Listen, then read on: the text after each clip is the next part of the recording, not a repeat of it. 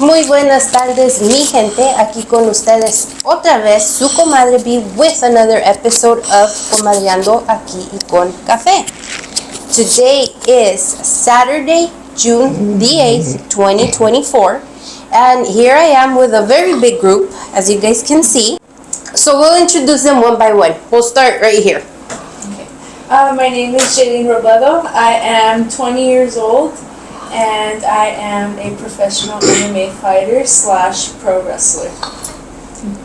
My name is Mario Flores. I am an amateur MMA fighter. I'm 25 years old, and I'm a jiu-jitsu instructor.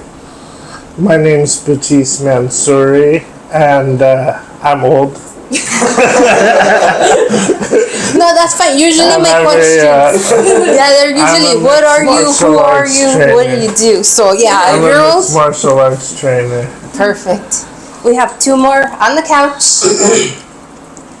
I'm Brooklyn Flores. I'm 20 years old and I'm a jiu-jitsu practitioner. I am George Robledo, Jaylene's dad / assistant coach. So there you guys have it. We have a big group. We will eventually alternate, but this is who we are interviewing today. I will start off with my saludos. Like always, hi mom. Would you like to throw your shout out to? We'll go this way again. Who should I shout out? Well, my parents are here, so that's kind of who I would shout out. But yeah, shout out to my mom and my dad, obviously. Shout out to my dad, my mom, my grandma, the family, the teams, my gyms, everybody that supports. Thank you, everybody. And same thing that Mario said. Shout out to all the friends and family. My social media following. You guys rock. Shout out to my wife, my kids, and all the supporters. Your dad. Tell your dad, hi dad. So I have here this group of MMA. We got jiu-jitsu, the sports. So yeah, we're gonna go around and talk about the importance. I personally felt when I spoke to your dad, to Mario, it's kind of fascinating that these programs are out, especially for women, us girls, because it's important to know self-defense, obviously. There's a lot of importance behind the whole arts of it. Boosting up confidence, self-esteem goes together. And specifically, the point of being able to have that ability to have the knowledge of self-defense. A lot of suicides are happening worldwide lately under the ages of 18, all school related, because of bullies, because of obviously playground problems. Kids are very mean these days, very, very advanced. So insults do go beyond just your mama this, your mama that, you know. Totally different era. You're younger than us, but you know, in our day, our generation, yeah, you know, you would just back to you, and that was it. Like, oh my God, you know. And now it's like really, really sad. So yeah, that's why I had spoke to Mario once again, and I told him, hey, would you be able to be willing to get your group together so you can come on and, you know, talk to an open audience. I don't have a huge one, but you know, it, like I said, it's an importance of a real problem that we're facing today, you know. Yeah. So yeah, that's why I wanted to talk with everybody, because obviously you all play different roles with the behind the everything. So yeah, that's what I wanted to get into. Yeah, where do you want to start with it? As far as a kid coming in and starting to train, they're going to definitely get huge boosts in confidence. They come in there very scared and intimidated, and women as well. But if trained correctly and developed correctly, their skill level goes up to a point where these kids aren't going to have any threat from another kid. They're not going to be intimidated of another kid because they're going to know if we really fight, you're not going to have a chance. And the same thing with women too. Women come in, they're definitely not as strong as a man, but I have plenty of women that are in there that have been at it for a long time that beat up men. Yeah. And then it's the training too. Yeah, and it affects the man psychologically. The roles flip. I mean, everything you're saying is true. I think it's necessary that these kids learn to defend themselves. Yeah. The bully problem is so big. And like me personally, it's been a big issue in our house, in my house, with my daughter. She's only 11, but she is not, out there. She's very quiet, really timid. And I notice that's where the kids feed off of these kids. Yeah, 100%. You need to put her in. And I think a big problem is these parents, and I want to chime George in on this one and chime Mario in on it. These parents, it's not, I believe it should be non-optional. The kid is going to go in there and they're going to walk into a class and they're going to see other kids that have been training for years that are fast, explosive, they know how to kick, they know how to box, they know how to wrestle, and it's intimidating for them. So most of the time they don't want to do it. Yeah. It's almost the same thing as the kid that's bullying them in class, in school, except they're not bullying them, but the fact that they're seeing what they're capable of is intimidating them. I feel it should be non-optional. If you have that kind of an issue with your kid, throw them in there, let them learn. It's only going to be difficult for the first month or 2 months. Then they start to develop, they start to learn, they start to get excited, they start to do better, and they're not going to quit. So moving forward with the kids developing at a young age, I'm a big, pusher on that. My son started wrestling in high school, and obviously, as you're growing up, depending on the sport, you go through a couple of injuries and stuff. So watching the kids just grow into a stronger body, stronger mindset, it really just changed their whole perspective of life itself. So. Yes, moving forward, I do tell parents, especially parents that have girls, don't hesitate to put them at a young age. 3-4 years old, start them in some type of physical activity, and also in any type of mixed martial arts, boxing, wrestling, jiu-jitsu, because as that child continues growing, it will change their life forever. So I'm a big advocate on starting the kids young, and I believe it'll just change their lives, and their outcome, Right now you mentioned a good point for parents that have girls. Yes. Because that's always my issue. I have 2 girls. I'm scared for them to get hit.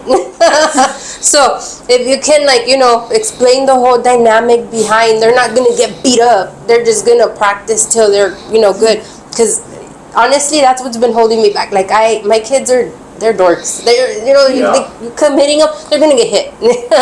But you know what? It will just make them stronger. At first, they'll probably cry. We were part of a girls' team for the last couple of years, and from parents having the same issue, injuries and them getting hit, them crying. And at the end of the season, they were just different girls. Yeah. They were just different girls. They were more confident. Their body was changing. They felt just like they could do anything. So yes, on the girls, they will develop a very self-confident persona.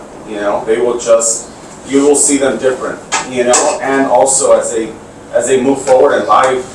As a parent, you will become more confident. You will be less stressed, less worried about them. So for me, I mean, the other day I was just talking to my wife and her regarding she likes to go run at the park, and with the homeless issues and certain things like that. It was brought up. The conversation was brought up, and I told Janine, I go, never hesitate. If you guys feel threatened, your mom and yourself, never hesitate. It'll probably be your easiest fight ever. Yeah. It'll probably be your easiest fight ever. Yeah. So never feel that you know, you can't express yourself that way. It becomes a matter of being safe between them and you guys. Yeah. You know, so never hesitate. So that's my confidence. Yeah. I feel very confident when they're out, you know, because I know that most likely the person that's gonna Physically, they're okay. physically want to look for trouble, they're just gonna be in trouble. Yeah, you and know? it's true. I had talked to, because I talked to Mario, your dad, for a while. And yeah, I had mentioned to him the importance of the video to have women get, you know, try to get into the whole scene. Get your feet wet, see what you can do, join one of the sports. I personally got assaulted right here on Holt about 7-8 years ago. And I was so upset about it because it was on broad daylight. It was probably about 5 in the evening on a Sunday, and 2 homeless guys were having their way with me, to sticking their fingers in my mouth, grabbing on me. It was horrible. It was horrible. You would think that the oncoming traffic would stop and try to help me. Nobody cared. You know, I understand homeless usually hang out with the homeless. Maybe they thought I was a homeless, but what person in their right mind can pass by and see a female get attacked and not intervene? You know? Yes. So yeah, I agree in that sense with that point that women watching this, think about it. It's something you can do a couple of hours a week, and it can help you at least not be overcome so easy. Because Absolutely. I had no fighting chance. Yeah, like somebody who trained in that position would have immediately gone into their fighting stance. Yes. Their hands would have come up. Their chin would have been down. They would have had footwork moving. They would have started getting in motion, moving around, kind of juking, shifting their weight correctly on their punches. And somebody who doesn't train, who hasn't been, these martial arts have been developed over thousands of years, right? It goes back farther and older than medical science. So it's just evolved and evolved and evolved there's records that go back centuries on some of these techniques. Yeah. Right? And I think, like, I mean, I know for sure because I've witnessed these situations where somebody who doesn't train is not going to have any kind of an edge on somebody who does. Yeah. Especially like a transient who's on drugs or something. And 2 of them. Yeah. Yeah. And if you know how to use your jab, you know how to throw combinations, you know how to move your head, you know how to kick, knee, elbow, you know how to use your footwork. And usually the first time one of them gets popped and put on their butt, the rest of them are going to start thinking twice heavily because they don't want to get popped. They have their little strength in numbers, but all of a sudden one of them gets put on their butt. Everybody else starts to hesitate, you know? Yeah. No, yeah, it's true. Usually that's how it works. They run in packs, and then they're brave in packs, and then, yeah, you're absolutely right. So let me ask you, how did you get into this scene? So growing up, I was actually on the shyer side, more quiet. And when I was in school, just being around everyone, my dad decided to. We've grown up in the MMA scene, boxing. He did it when he was younger, so it's always been kind of in our household.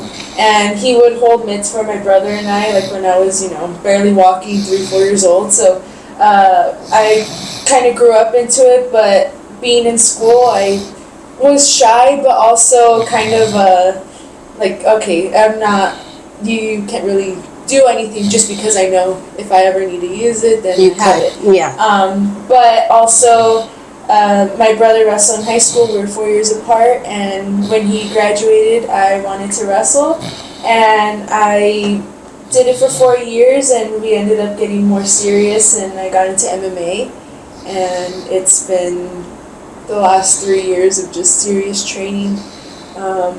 But I've grown up around it, so having that confidence to be able to do it took a long time to do. But for me personally, I know that I was kind of like I like getting better. I like technique. I like learning new things. Like that's the person that I am. I love The challenge. Yeah, I love learning new things, and I know that they know that. So I just always wanted to get better, and with that, I got more knowledge on fighting and martial arts and everything. And she became the #1 amateur in California, and then she turned professional recently, and she's been on the terror as a professional, and it could be another couple years, 2 years before you start seeing her in the UFC. Unless she wants to go wrestle, pro wrestle. Do both. Both. Yeah. Yeah, that's good. It's impressive. Because Yeah. you're so young, it's really impressive.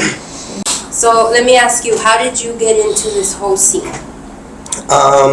Growing up, I played a lot of sports. My dad, his biggest thing was, you're not going to do nothing.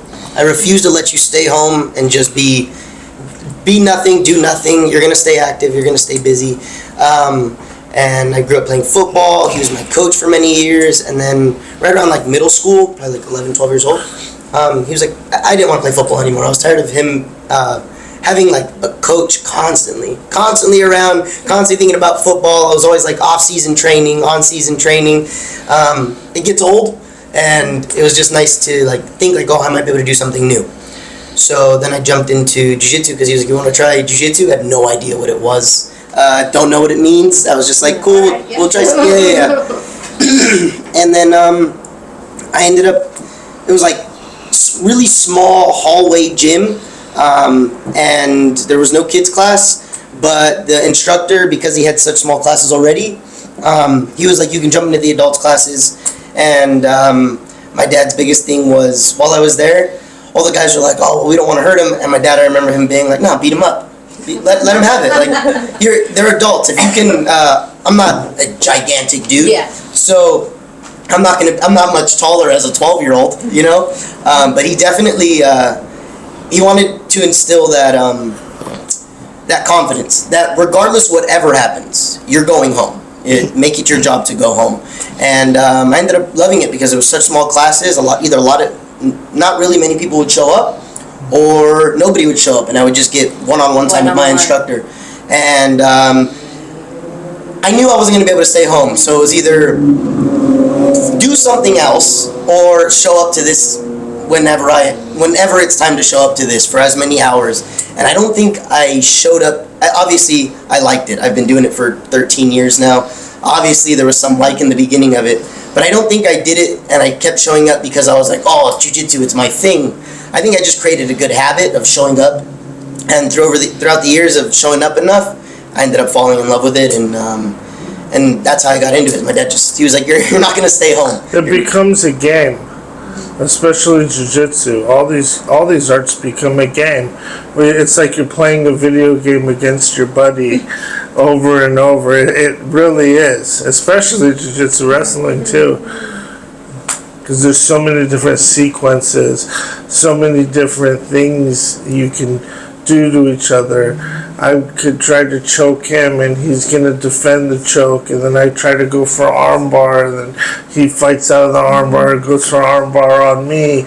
And then it gets way more advanced when you talk about the way it's systemized. There's a science behind it. There's heuristic rules behind it. You know what I mean? And if somebody doesn't know how to play that game, they're at a huge disadvantage. If they don't know the rules of the game, they're at a huge disadvantage. Okay, so we have Brooklyn here. She's the youngest in the group. How did you get into the scene? How do you like the sport? I grew up around it. My dad did it, my brother did it, and when I was 4, my dad decided to put me in classes. It was hard at first, and then as I started doing it more, I figured it out, and from then on it became easier, and I started to grow up to like it, and I like it now. Your first time there, when it was your turn, because your brother, obviously you would go watch him.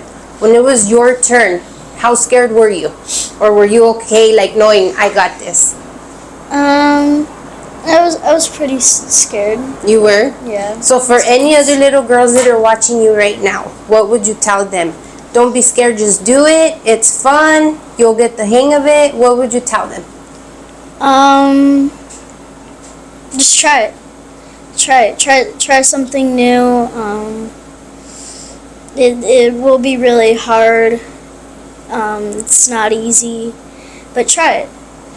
It'll maybe you'll like it, maybe you won't, but yeah. You being at school and knowing that you know how to beat people up, do you get still nervous around the mean kids, or you know you can handle yourself? I know I can handle myself. Yeah? Yeah. So You you, want to see her put him in a couple moves? I've seen them. I've seen them. Yeah, practice before. Yeah, no, that's I Heather. want to see.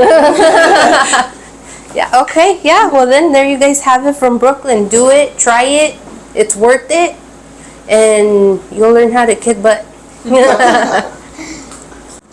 Okay, so here we have George. He's a assistant coach? Is that Yes, what you do? yes, Okay. to coach. So how did you get into the scene? How long have you been doing all of this? When I was younger, obviously, like, 13, 14, I used to go to the gym a lot, like Bally's, 24, those types of gyms. Regular So they had workouts, bags yeah. there, yes, and they had a coach there, a boxing coach, and he would take interest into me just because he saw me there constantly every day. So he's the one that kind of showed me a lot of the boxing, fundamentals, and I continued with the process. And as I got older, we started a family, kind of stepped away a little bit, went on to the work field, and then my son started to grow up. I put him in Taekwondo, a little bit of like karate back then, and then high school came along, and I put him in wrestling. So we had a conversation. I go, hey, what do you want to do, wrestling? He goes, I'll try it. And since that day, it's been 10 years, and we never left it. Well, Never the left it. family's passionate then. Yes, So yes. nobody wants to mess with you guys on the block, huh? But nobody knows, actually, so that's No, a good okay. thing. So like it shocks a lot of people when they see her and they see him. He wrestled. He now he's doing a little bit more MMA style. She's kind of the one that kind of took over the MMA stuff. But we kind of it kind of like, since they're quiet, they're very good kids. Well, not kids anymore, but Yeah, they're young your kids, adults. yes. Yeah, my kids. Your kids. They're young adults, but it's rare that they actually find out that they actually do this quite a bit. So, and I feel that that's the way to do it. Even if you could actually hurt somebody, it's actually more important that you don't. As you're growing up, as you develop all these skills, as a young man, as a young girl, it's best when you use it when you need it, or people need it. And that's, like I tell my kids, never get into trouble, never start any trouble. If you see people in trouble, be smart about it, and if you have to help at all times. And we continue that same path, Yeah. So you coach. How long have you been in the scene? What got you in the scene? Spiked your interest? All that. I've been coaching for 30 years, and I originally just started doing martial arts as a kid, on and off. I did karate, I did taekwondo, boxing. As I got older, but it was real on and off, right? My parents didn't like it that much. That's the problem. I feel like they thought it was going to make me aggressive and want to try to turn into a bully rather than defend yourself Yeah. from it. That's kind of the way they felt. And when I was around 17 years old, I watched the first UFC, the Ultimate Fighting Championships. Do you guys remember that? And Hoist Gracie came out of there, and he was smaller, he was skinnier, he was weaker than everybody, and he would take him down and strangle him and choke him. And up until that point in history, the world didn't realize what a real fight was, especially here. We all thought we were watching Steven Seagal on TV and Van Damme and these guys beating up multiple people, but we didn't realize that a real fight was like, at that time, a wrestler or a grappler, somebody who knew judo or jiu-jitsu or wrestling, can go in there and take down Mike Tyson and strangle him and choke him out. And I was super intrigued by that. So I started doing jiu-jitsu, but there was not much jiu-jitsu in America at the time because the UFC had just exploded. I was lucky enough to find one who was in Rancho Cucamonga, so I started training jiu-jitsu at a young age, 16, 17 years old. From there, since the sport was growing, the UFC was growing so big, the art of jiu-jitsu was growing so big, and there wasn't much here. I'm 18 years old getting flown around the country teaching people jiu-jitsu. I was doing seminars at 18 or 19 years old. Wow. And then a fight promoter, people saw the UFC exploding in the money, so all kinds of people that had a lot of money were trying to jump into the game. So in our gym itself, like that company Tap Out, do you remember Tap Out? Yeah. He was one of my students. He trained with me. Oh, okay. He was a cop who jumped into the game. King of the Cage, the owner of King of the Cage, the promotion, was training with us there, and he was in the middle of building the organization. So he started just filtering us into. But I always knew, like, I was gonna get in the ring and start fighting. I knew that. Because I had done I did karate for growing up, I boxed growing up, I knew I had to keep those skills sharp.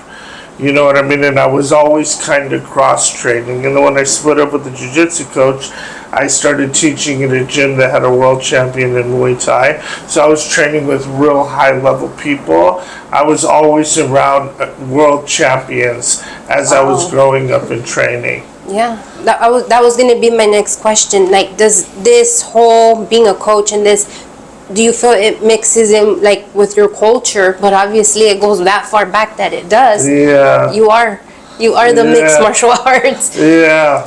Okay. Yeah. And I always thought I just couldn't make up my mind. Yeah. I was just lucky enough to not be able to make up my mind and want to go. Now I want to go to karate. Now I want to go try kung fu.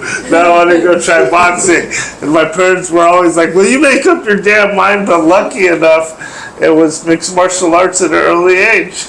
It benefited you in many areas. Mm-hmm. Do you feel like when you got assaulted, it still affects you? Day to day when you walk around? Yeah, it does. It does. Anxiety? More because of the whole, because they followed me for a couple blocks. I was literally right here on Holt down the street. Mm-hmm. There's a market, and I had 3 bags of market, mm-hmm. and I'm walking down Holt. So there's a McDonald's here on town, mm-hmm. and there is like a complex of homes, like mm-hmm. a community of gated homes right there. And they were kind of lingering right there. One was on a bike, the other one was just standing with him. So right away when I passed them, they started shouting things at me, disrespectful mm-hmm. things.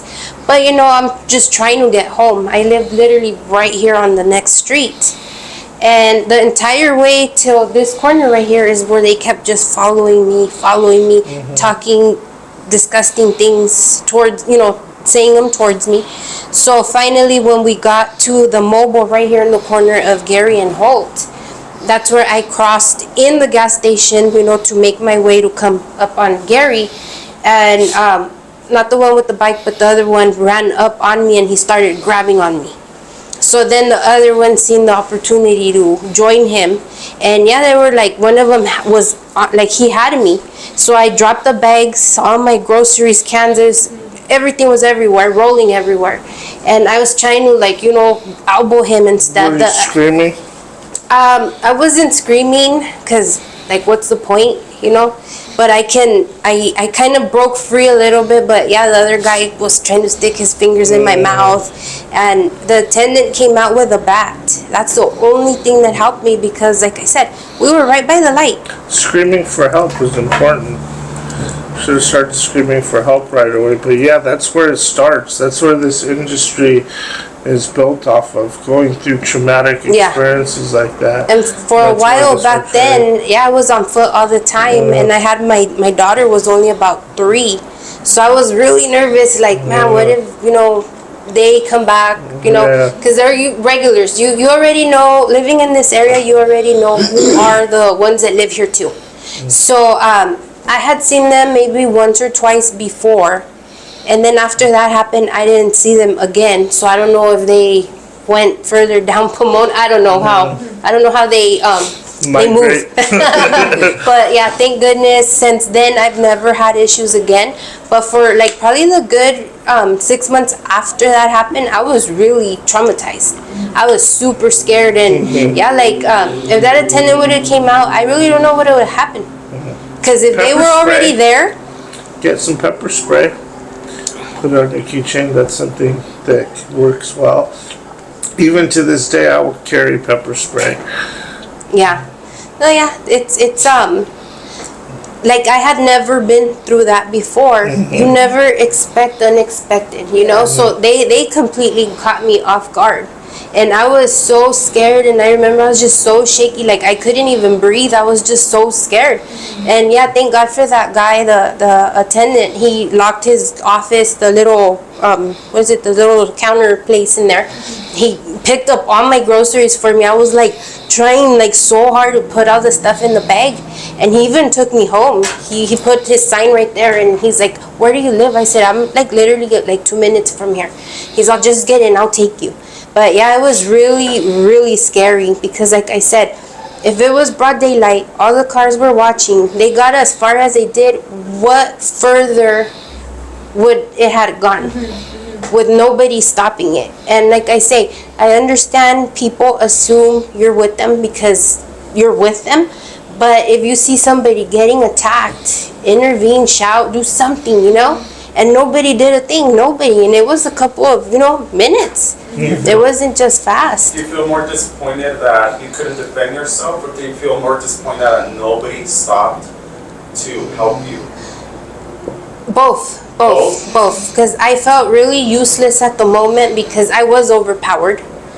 I'm really disappointed that whole incident should have never even happened to begin with. And then, that nobody cared, nobody cared. And that's one thing that I feel like resentment towards the community, period. Because if I would have been a younger kid, a little kid, say Brooklyn, okay, you know how to fight, but they didn't know that. Yeah.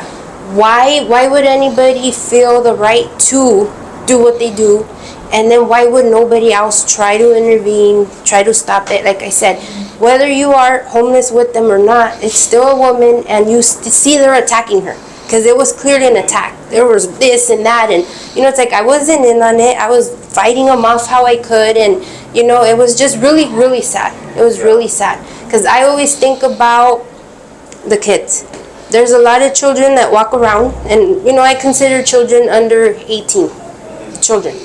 Doesn't matter the size or what, but there's a lot of kids walking around, and that's where I think the community should keep an eye open. Many times I see things I don't like, and I just follow the kid. They don't even know I'm following them, but I'm making sure they're okay. Because if that was my child, I would be very grateful if somebody would keep an eye out and avoid a whole situation. So yeah, it just sucked. It really, really sucked. And I think that's where Coach mentioned it. That's where it's actually now moving towards scenarios like this that. It puts more parents to think, more parents put their kids into programs like this, So moving forward, they don't, in case they, obviously everybody wishes that this never Nothing happens. happens. But we never have that power to make sure it does not happen. Yeah. But in case it does, you put them in a position that most likely they're going to be able to defend themselves and most likely be out of trouble. So that's why it's good that parents, start their kids at an early age for that same reason. Even though moving forward in their career, they never do this professionally, never do it to compete, but overall life, They have that it's a skill. good thing to have that skill. Yeah. Yeah, and then also, I know, like, not personally, I've never been in that situation, but I know that if I were to be put there, just confrontation, before I would get really nervous on confrontation. And I know that some people might feel the same, and I kind of put myself in another position where, what if I were to see that, and it could just be like any scenario, any fight or something, what would I do? And just being in martial arts now, I know that me before, I felt like I would just not do anything just because what am I going to do? Like, Yeah. I would try to avoid confrontation all times, but now being in martial arts, knowing that people need that person to help them, or if I were to be in that position, I know that being in training and being around everyone that kind of, beats up on you basically, because training is training, I know that my survival skills will switch and I would be better than if I were to never do any type of training or be involved in that. So I think preparing yourself for anything, just because you know how it's happening more often now, you can't really walk anywhere without having that worry just because of how we're living. So preparing yourself for the worst case, like the worst cases that could happen, you just feel like, okay, if anything were to happen, then I'll be better. Fine. Yeah, I'll be fine. So yeah. So then, like, I was gonna ask the question, with your self-esteem and confidence, being in the sport you're in has boosted you up Yes. to where you are comfortable. Yeah, like I'm always around my mom, and I know that she could handle herself, but I know that I would never want her to be in that position. So anywhere she goes, I'm always with her, and I'm grateful that I could be that person for her, even though it hasn't really happened. But just being able to take care of yourself, I think that's the best thing that you could have. That's the best thing that you could do for yourself. Just knowing that you can handle if anything happens.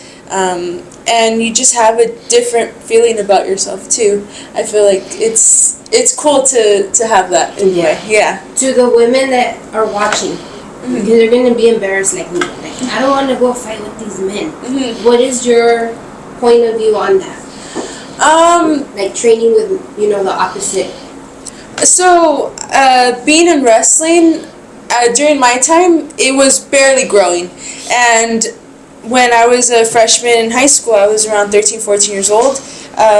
It was male dominated, and even watching my brother wrestle, there was only like one girl on the team, and sometimes never any girls. So just being around that freshman year, sophomore year, it's always a good environment. I feel like it's the environment that you're around, because I was okay knowing that even though like my parents were always there, like I have supportive parents, so they were there every single practice, and it's just you know what you're there for. But even now, training with males, I guess, sparring with them, we're punching each other, rolling, trying to basically rip our arms off, like us do. You have that respect for each other, and coach has set a great environment during training to where we feel comfortable. And Respectful. Yes, it's respectful. So everything is training. We're here to get better, and just picking your environment, knowing that you're okay with everyone, and we're all just trying to make each other better. We're all there to support each other, whether it's your first day or if it's 10 years in, it's always going to be respectful there. So There's stages. yeah. You know, for a woman who's never done it before, I don't throw them right into jiu-jitsu. I'll throw them into kickboxing class first, where they come in and they learn how to throw their punches, they learn how to throw their kicks, and then they have a partner, and the partner's holding the pads for them, and they're holding the pads for their partner, and they'll spend a few months just doing that, and all of a sudden they start to develop better balance, the punches start coming cleaner, and then we build from there. You know what I mean? It's not a put. I don't put on boxing gloves and say, "Get her, Mario." And, you can't do that. You'd be out of business. Yeah, yeah. Yeah.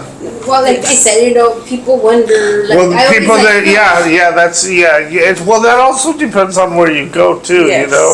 But people that have been doing it for a while, they're gonna have a plan set up for you to grow and build. You're not just gonna get thrown in.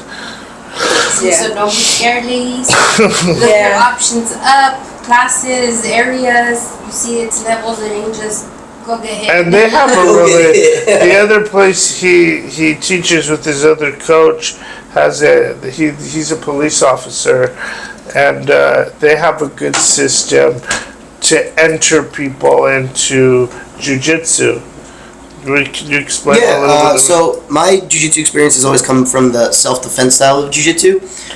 We never really focused too much on the sport style. It was always, your goal is to stay alive. That's within any parameters of the means, right? From the extreme to the least extreme. And the goal is always, you don't need a bunch of techniques, and you don't need to be the best at jiu-jitsu. You don't need to be the best at defending yourself, but you do need the proper tools, and you need to be properly equipped. And the background of jiu-jitsu I came from with my other instructor, the goal has always been self-defense based jiu-jitsu, not a bunch of moves, a basic understanding of keeping yourself safe, minimizing damage, closing the range, getting to what you know, and dominating the fight for as long as necessary, or maybe as far as not even having to fight, trying to find your way out of the fight, trying to see. So the style of jiu-jitsu that I originally come from is self-defense based, all self-defense based. And as you advance, obviously you get into the advanced class, you'll go into more techniques, more of the fun stuff, then you're just specifically rolling. But the fundamental classes have always been for if you have to fight. It's an unfortunate factor, and it's hard. It's hard for anybody to, like you guys, everybody in this room has said, it's hard to jump in the room with a bunch of people. Yeah. And I think the number one thing is, no matter what, you got to remember you did sign up to practice defending yourself. To a certain degree, it's gonna suck, right? Yeah. Getting something I try to tell my sister all the time is this: it sucks. It sucks getting choked. It sucks getting taken down. It sucks having to get back up. But through and through and through and through and through again, you end up realizing, like, oh, I can just do this. I can just keep getting up. The battle is more. It's not so much, oh, I don't like getting hit, I don't like getting taken down, I don't like getting submitted, and it's, how can I stop getting submitted, how can I stop? And that's where it becomes fun. I think anybody who learns, maybe you guys can attest to this, everybody in this room who's done jiu-jitsu can attest to this, the moment you learn how to throw a punch and you land a punch, you're like, oh, that's what these do. I love it, it feels good, and from that point The on, first time you knock somebody out is an amazing feeling. you're like, I have power. It's a secret power I have. The first time you choke somebody, you're like, well, I'm going to do that again. And I think that's, I think that's what encourages people to get into the room is, it's hard. Leading up until that point where you land your first punch, you hit your first armbar, hit your first choke, you take somebody down, you're like, man, this sucks. I pay this money, or I show up and I pay this money just to be terrible at this. And then it kind of comes together. And especially in the self-defense base, it's almost not as fun, because the idea is, it's a very serious idea where you're constantly thinking, like, okay, if I end up on my back, how am I going to get out? The sports style allows for the opportunity where, like, you're rolling around, it still creates that fun environment, and the sports style and the self-defense style work equally, you know. But the self-defense style is a little more serious, and we do spend a little more time on the, like, you're getting punched here, you're getting punched in the face. It's not a game. You have the possibility of dying if you don't get out. And I think having the certain ideas on one end, having your certain ideas on the other end, being able to play with the ideas, being able to be equally as playful as serious is really important to helping people, one, understand that yes, this is a good time, we're here to enjoy ourselves, get better, learn how to defend ourselves, but also you get too serious and people are like, all right, I'm good, it's not for me. The different styles are definitely necessary to properly equip yourself for whatever situation you get into. It's one isn't better than the other. One is just going to help you in a certain situation. The other is going to help you in a certain situation. And then done together, luckily having mixed martial arts, like you said, you came up around a time when you were able to kind of pick and you were everywhere, right? And then it became mixed martial arts and you were like, I'm ahead of the curve. Being ahead of the curve is super, super necessary. You know, having as many tools as possible. For one, Jaylene used to rip me in wrestling. I hated wrestling because I was like, I'm a jiu-jitsu guy. I just want to go to my back, not do much, and then I had to very quickly fall in love with wrestling, and in doing so, it helped me preach to very quickly. Yes. There's only so long you want to get beat up for, you know. Just like I said, I don't want to keep getting taken down without me wanting to, right? Nobody's ever like, oh yeah, I'm cool, you could do that. I'm getting taken down, I'm gonna stop it. And if I can't stop it, you're like, yeah. Right? Yeah. So I had to very quickly figure out how am I gonna get better at this. And it allowed me to preach a new philosophy to the classes I teach now, where I'm very heavily reliant on closing the distance, getting your takedowns in. Without great training partners that helped me evolve my game, I would have never been able to see that far ahead into the future and realize, like, okay, being able to grapple and hold using wrestling, using judo, using everything is only going to make your ability to defend yourself better. You're more equipped, you have the tools, it makes you more confident, and just having a well-rounded game and having everything necessary, having a great coach, having great teammates. What do you think has been your biggest challenge overall all this time you've been doing all of this? I would say the different personalities and the different kinds of hygiene people have. That's definitely the hardest. If you know me, you know that anytime I'm in the gym, I'll change out as many times as there's a class, I'll change out and I'll go to the sink and I'll rinse off. I prefer to do that. I think it helps my teammates, right? I'm not sweaty from 3 classes ago. I'm new sweaty. I get to be new sweaty for whoever I'm rolling with or working with now. And then the different personalities. Being able to navigate, that's one thing that being in any martial art is great for, is because the kind of personalities that come in to learn what you're learning, it's crazy. The amount of people you meet, you have so many opportunities to meet so many great people, but you also have so many opportunities to meet so many interesting individuals. I'm not gonna say bad people, but they're not your best friends. You know what I mean? That's probably the hardest thing for me. Maybe because I'm just maybe I'm a personality in myself, or maybe it's just too much. You start dealing with all these people, and you're like, I don't have the energy for that. But that's for me what it's been. And you train people like one-on-one too, or do you do like classes? Yeah, I do. I do have private lessons, and then I teach group classes, and then I'm very fortunate that coach allows me at his gym to take over classes sometimes and teach at his gym. So yeah, a lot of dealing with a lot of people at a lot of points in time. Yeah. Having a football background, because that's where you came into, how do you think that being part of the sport has changed your confidence, your self-esteem, all of that good stuff? I'll say any kid that grows up playing any sport, right? Because you're active, as a kid you don't understand white from black, right? So you don't really think too in depth on things. What I'll say is, coming from a regular team sports background, I was way less equipped than I maybe thought I was. As a football player, you're a football player. You're like, but I'm 10, I'm 11, I'm 8. Yeah, no 8-year-old is properly equipped to defend themselves. No. Let alone sister. Yes. She's ready. But it wasn't until I got into jiu-jitsu where I realized, I'm a sitting duck. I'm a lot of active kids. They think because they do something they're properly equipped, and that's great to have, right? The confidence in that is great to have. But I do think that it's necessary to practice the martial art. That is where your self-esteem will build. I think I had a false sense of self-esteem as a somebody who did BMX, somebody who did baseball, somebody who did football, somebody who had speed and agility training. It wasn't until I came into jiu-jitsu. It's a whole new world. It's a whole new world of learning that you're okay. Yeah. Like Jaylene said, when you have these in your back pocket, you have all these tools in your back pocket, you emit confidence. Yeah. Whether you want to fight or you don't want to fight, you just emit this ability to be yourself confidently. Maybe your personality is MMA person, or maybe your personality is whatever your personality is, and in the back pocket you do MMA, you do some kind of martial art. But it wasn't until I got to doing jiu-jitsu and doing it regularly that I realized, like, oh, I'm a confident human being now. Being in football, definitely a false sense of confidence. Yeah, I can run. I'm not afraid to get hit. But it played a lot. I feel like your football played a lot. Yeah, because you're fast, you're explosive. Thank you. Yeah. And I think that came from football. Yeah. You know what I mean? To have that kind of speed and juking and feints like you do, that was a lot. And all the hand-eye coordination, your accuracy on your punches and your kicks. So it wasn't a complete waste of time. No, I think football played a factor for sure.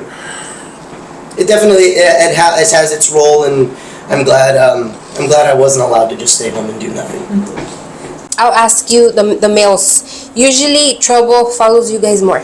I've noticed that. Obviously, I'm not with my husband, and there's always like that group that's looking, or that guy that's looking. I'll go this way. Have you ever been in trouble legally? Do you guys have to register hands like boxers too, or? No, but they can use it against you. That you know. If something happens and they find out.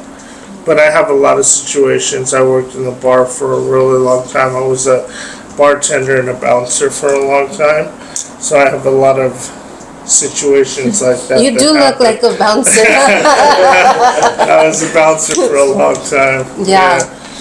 So that was my stage before fighting. Oh, okay. It was because it was real. It was actually happening, you know. And then the confidence came from there because it was pretty easy to manhandle somebody who was drunk, you know what I mean? It wasn't difficult at all. Yeah. And then the art became doing it without hurting them and having fun and not getting nervous while you're doing that. And then once I got to that stage, I was like, okay, I think I'm ready to start fighting. But they came up in competing and wrestling. That's where I think she was so adept to already competing, because she was already in tournaments all the time. Yeah. You know? Have you ever been in legal trouble? I like to say, I say this proudly, I am a good boy. Growing up, my dad being my best friend, I knew that if I was in trouble with my dad, then I don't get to have a good time with my best friend. So I kind of just made it my goal to be a good boy, and I continue to be a good boy all the way up until the ripe age of 25. And I take pride on not doing anything. But I do note that my dad always told me, the world is evil and the evil feed on the weak. And if you're not ready, the world doesn't care. Don't make you ready. And I didn't have to. As a man, you don't have to go looking for trouble. Trouble will come and find you, and it's very important that he told me all the time. You need to keep that in your head. So even though I never went out looking for trouble just kind of comes around, right? Yeah. Comes around, and if it's your time, it's your time. I've been fortunate to never have to use my jiu-jitsu or my martial arts outside of the gym. I think I used it once while I was in high school, and this kid was like, I heard you do jiu-jitsu, and I was like, oh, I know where this is going. I don't like conflict at all. I don't even know why I think I decided I wanted to fight because I was like, oh, I already do this. Why not give it a shot? So I don't enjoy conflict, but conflict will come around, and in that opportunity where I had to use my jiu-jitsu, it ended up working in my benefit. I was able to properly defend myself. It was no striking. There was no it wasn't really a fight, it was grappling, and that's all it was. And the guy had like maybe a few months of jiu-jitsu leading up to that point. Oh, so he wanted to just challenge you. Yes. See if Yeah, you were yeah, really yeah. that good. Yeah. Or he was better. Yeah, and fortunately for me, it worked out in my favor. You were better. It worked out in my favor. Yeah, I'd been training enough that I was confident to know what I was going to do and how to do it. And I was able to win the exchange. And that's the only time I've ever had to use it outside of the gym. This is not an invite, by the way, for anybody like, oh, all right, let's see what's up. I try to stay out of trouble as much as possible and be a good boy. Let's ask Dan over there. Have you ever been in trouble? No, I haven't actually. But as we grew up and like Coach and probably ourselves here, back then it was all physical. You know, growing up in high school, it was all physical. I mean, there wasn't no, social media bullying. It was all in front of your face, and you're either gonna, smartly either decline or just get into a useless brawl. So as I grew up, I kind of grew up a lot around, bad people, in the area that we grew up. Watching now, kids grow up or even young adults talking about, I'm a gangster, I'm this, it's like, dude, you guys are like delusional, Nowadays, that is what they all do. Nobody really fights no more. Nobody wants to. A gun. Yes, and that's something. Knives ain't even big no more either. It's just straight to the gun. And that's something that I've even told my kids. I go, first of all, it's better if you don't engage. It's better because you never know what that other person has.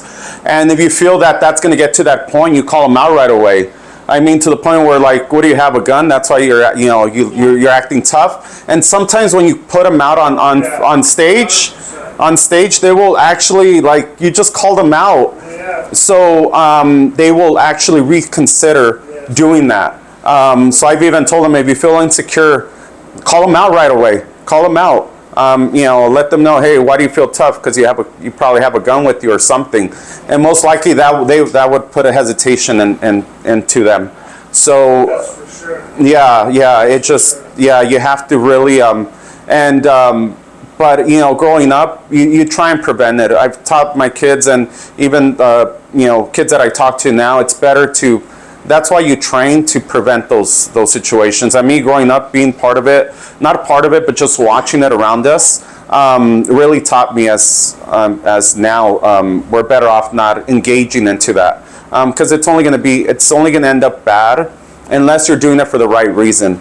Meaning, somebody's in trouble, somebody needs you, then I believe that good will prevail and will have you, in a good situation in the long run. But, if it's because of, machismo or men being men, it leads to nothing good at the end of the day. It leads to nothing good. And going back to, like, when you were talking about girls or women going into the sport, I feel that just because we've seen it in our team and previous teams, from young kids to young adults to women, when we see consistency, like especially girls and women coming in, you kind of create this bond where guys will have your back.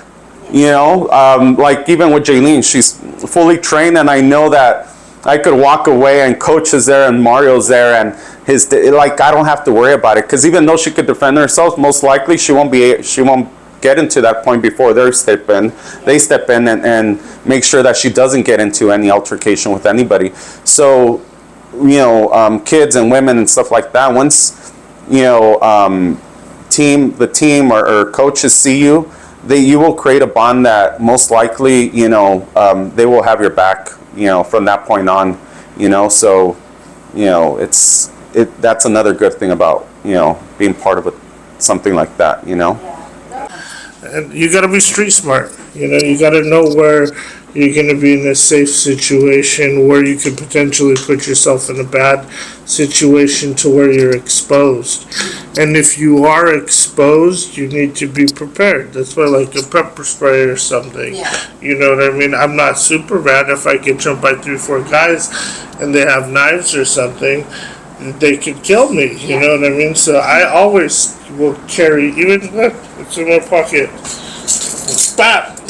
I'll spray you. You know what I mean? That's the first thing I'll do, and it's about the situation where you put yourself in. Yeah. It really is. You know, you always got to be aware Of your surroundings. of your surroundings. That's what you always tell You me. know what 'cause I mean? I'm alone a lot, and I'm always with my kids. And when I'm alone, yeah, I'm more aware. But when I'm with him, I don't feel like I need to. I don't care. Yeah. And he's always mad. You don't even pay attention. He's like, I don't need to. You're here with me. Why do I need to? You didn't even see this, and it's like, well, that's what you're here. Yeah, There. and if you're gonna go out to a place like to a club or something, you two alone, where some guys could get drunk and potentially start pushing up on you, and he's gonna come up to you. He's gonna get into the fist fight Yeah. and get jumped. That's what's gonna end up happening. I saw it happen for years because I was behind the bar. I was there in the club. If you go out, you don't go out with just you two. You go out with like 5, group, 6, a yeah. group of people. You know what I mean? Yeah. No, we found that out. And a if long you time do, ago. go to a nicer place. You know what I Yeah. mean?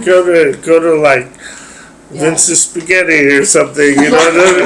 My husband has this magnet, so we just don't nothing no more. That's it. The better just sit home and just fight with each other and just arguing with each other, We arguing use that with fight my all the kids. time, right? Every time. I've got no wins. We're 0 and 15. 20 years of marriage, man. It is just real scary though, cause yeah, you never know. Like you said, don't put yourself in a situation. Like about 8 years ago or so, our good friend's son got a bullet. He wasn't in the fight. He was around the fight, but he was the lucky one to catch it. And unfortunately, it left him in a vegetable state for a while, and he chose to sign himself away. Oh, And he was very young. He was what, 26 at the time? Even he was only like 21, 20. He was young. Yeah, and it was heartbreaking yeah. because you know, Where did it's it happen? Fresno. Was it at a bar or a club House. It was a or party. a house party? Yeah, Did he know everybody there? he did. He was standing in line to get into the party. They didn't even enter the party yet. Just walking up through the front yard, somebody pulled up, started shooting into the party. He caught a bullet, one bullet right behind the ear. And it just ripped all the cords and everything. So, Gang related? I'm pretty they sure. caught all Yeah. the kids. Yeah, it was Pretty gang sure. related. He wasn't. He just happened to be going to the party. Yeah, He was the lucky one that night. yeah. And he lasted a year, but he was just ice. Wow. He could barely talk, Dude, couldn't move that's nothing. horrible. And he was a young kid. So Yeah. he chose to just say, I don't want to do this anymore. So Yeah. on his birthday, they unplugged him.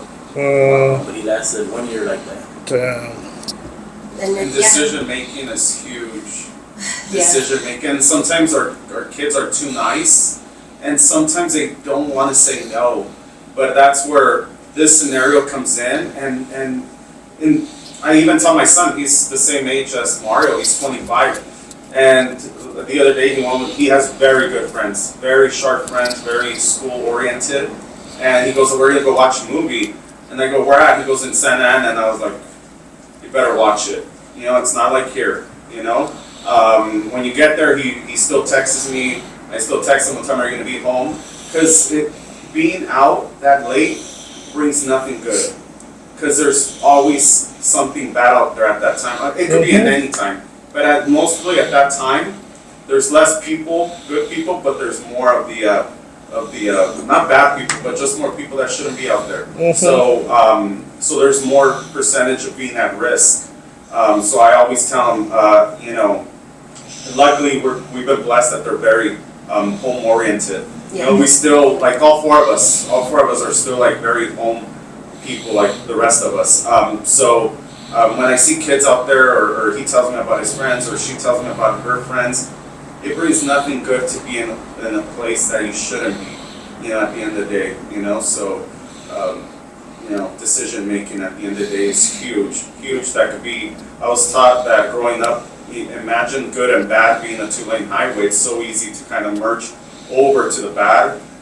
It's just one decision will change your life. So And it will. and it will change your life. So we got to try and make the best decision. Even as us as parents, like I tell her, if I make a bad decision, it wasn't because I meant to do it. I truly thought in my heart that it was the right decision. Up to this day, I made all the good decisions. So we haven't gone through that yet, but you know, but yeah, it's so easy, you know.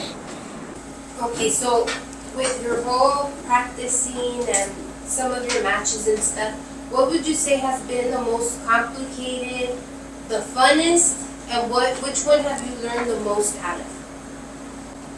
Learning something new. Every single time you show up and you just learn something new from everybody. And you don't know what you're gonna learn. I think the funnest part is just learning. That's the funnest. What do you think has been the most complicated for you? Learning all the moves. That's the funnest and most complicated. And that's true. Yeah. What have you learned? What do you think you have learned the most out of being in this sport?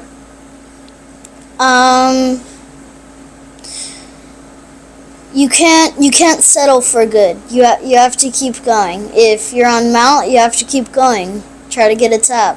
You can't settle for that's good enough. It's okay. Perfect. So you enjoy yourself each time, huh? Yeah. That's good. That's Yeah, good. it's fun. At least you enjoy it. Yeah. Okay, Coach. So since you're the one that's been doing all this longest, what do you think, or what have you seen are the changes? Obviously, besides it's more popular, what changes have you seen during the time you've been doing it? Oh, just the evolution of it, the way it's developing, the money, the growth, going from a hobby that was fun and something we love to do to something that you dedicate your life to, and then next thing you know, it becomes a very, very serious business, and you're fighting the best fighters in the world, and you're traveling the world, and the ups and downs are rough.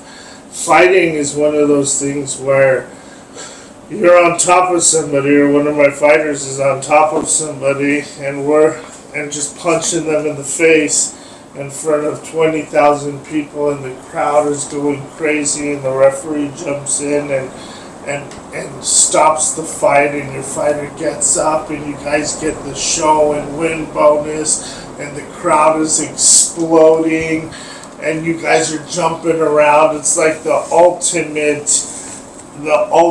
I can't even explain how good that feeling is, right? But then that same feeling is on the opposite end. Somebody's on top of one of my fighters, punching him in the face, elbowing him. The crowd's going crazy. You're like, they're talking shit. Yeah, smash his face, and we're like, F you, F you, F you. All of a sudden, my fighter loses, and the same crowd that was putting us here is doing that to somebody else, and they're just trash talking, and your fighter's bloody and beat up, and you get half the pay, and you walk them out. It's just the roller coaster. It's a roller coaster. You enjoy all of it, though. It's I tough. could tell. It's tough. My skin has gotten thick. I've just learned to block out the pain or take that pain of losing and just refocus on what went wrong. You know what I mean? Yeah. With women, do you see them more in the picture now?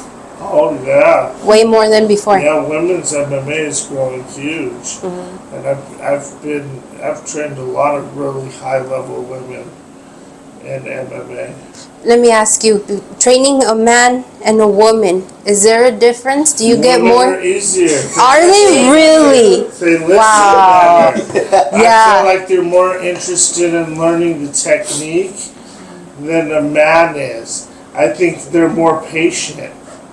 They're more patient overall. Not everybody's a little different. Yeah. But I feel like overall women are more patient, and they listen better. Where men are a little more, I'm just gonna do it like this. Yeah. They get more frustrated and they're a little harder to control, I feel like. Men. Yeah. See, everybody's No. always against us. No, it's not always the But truth. I've had way easier time with women than men. But at the same time, I've had my nightmare in women. And Yeah, oh yeah, I can imagine. I could go Yeah, on for a while. yeah, no, Just in no. the sport. Just in the sport. Yeah. You know? Yeah, definitely. Yeah, no, my dad used to say, cada cabeza es un mundo, which means every head is a different world. Yeah. So I can Every just single imagine. person is a different person. They really are. Yeah, yep. No, I get you on that one. You train both or just men or? Men and women. I mean, my most of the time I'm teaching at my other jiu-jitsu academy where I started. The focus is jiu-jitsu. It is a jiu-jitsu driven academy, but with that we practice judo, aikido, and then the striking aspect for jiu-jitsu. So most of the people that come into our academy are people like professionals. They have their jobs already. They're just looking for either something to lose weight. That's the one thing I hear the most. And if not that, then they're trying to defend themselves. They're maybe come from a scenario where they're like, I never want that to happen again. Or as the world moves on, as we all know, the world doesn't care, and maybe one day it takes a long time to come to that conclusion. But if you come to that conclusion, you realize maybe I need to get prepared, whether it's self-defense in any form, one way or another. But we don't often get too many females in my academy. I think maybe from my experience, what I've come to see is the self-defense background. Like I said, it's a little more like, if you don't do this, you will die. And I can see how for a lot of people that would be like, I don't know if I want to venture off into learning that. It seems too serious. The sports aspects allows it to be a little more playful. Like, okay, I'm learning with all these kinds of people. So maybe that's where like we don't get as many females come into the academy, but we do have our fair share of regular females that have come in, and you'll see them build their confidence because they're one of few where they realize, oh, I can do this, and they start beating up the men that come into the academy that are regulars. The day they beat the man changes a woman. Yeah, it really does. It does. The day a woman submits a man is the day they change forever. Yeah. She's like, hell yeah. Yeah. Oh, It's that first I moment agree of because winning I and know the beating exact the man. moment too Yeah. that happened for me. Yeah, and I seen the exact moment happen, and I saw the change in them, how much more serious they become with it, and how much more confident they get. Yeah, it's that one. It takes one opportunity. Like I said, right. The moment you land your first punch, you land your first choke. For women, against obviously, right. We're told all the time, and well, maybe not so much anymore. But in the world, from a little boy growing up, is like you're a boy. It's different than being a little girl. You're gonna be at a certain point. You're gonna be stronger than a girl, right? And you in teaching, you watch it kind of click over. When I watch Brooklyn, she's rolling with little boys, right? There was a while she'd roll, and it was like, okay, all right, I got to get back up, I got to do it again. All right, I got to get back up, I got to do it again. And then the moment you watch them hit their first whatever, takedown, submission, strike, you watch like the empowerment, like, oh, that's what I do. I do this. And Well, who gets more proud, you or her? You. I think me and my dad Yeah. both. I mean, it's right. Just like as a parent, you watch your, especially like as a parent, I'm sure you see the personality traits. Like if their personality is more like you or more like the other person, right? You're like, oh, they're more like me, right? So it's the same kind of idea. I watched her hit a submission that maybe whether I taught it to her or not. Obviously, if I taught it to her, I'm like, but if whatever she hits, I'm like, awesome, great, you know. And it's a proud moment in the teaching and learning experience. And you watch people like finally do it. They spend all this time, months and months and months. Some people do it very quickly. They pick it up. But some people, the longer it takes, maybe they're on that break of like, okay, if today doesn't go well, I'm done, and they hit it and they complete and they get a tap. You watch them like, that's it. I'm doing this for a while now. I'm gonna keep their heart lights up, huh? Like, and I think that's the number one thing, like, to get anybody to get into the gym, to whether male, female, is it sucks. It sucks showing up and getting beat up. But when it finally makes sense, right? You're not getting beat up in the sense that, like, I want you to go home and I want you to feel it for 3 weeks. You're getting beat up because I care about you. I need to react properly, so you react properly, right? That's the part that sucks. I'm not going to let you be terrible as your teammate or as your partner, as your training partner, as your rolling partner. And that's where, like, I think the misconception is, right? Where, like I said, I don't get a lot of females that come into my other academy. I've seen a lot more women jump into the MMA scene training with coach than I've seen women jump into my academy and take the classes at my academy. And I think it's just maybe the misconception of like, oh, I'm going to be training with men, they're going to beat me up. That's what I'm scared of. Well, I want to get hit. We don't want to, but unfortunately the only way to get better at fighting It's getting hit. is to fight. But you need to be ready when it's that time to get hit. No, I don't want to get hit yet. You should be thinking, I can't let him score. Yeah. You need to know how to avoid it, and you need to know how to counter it.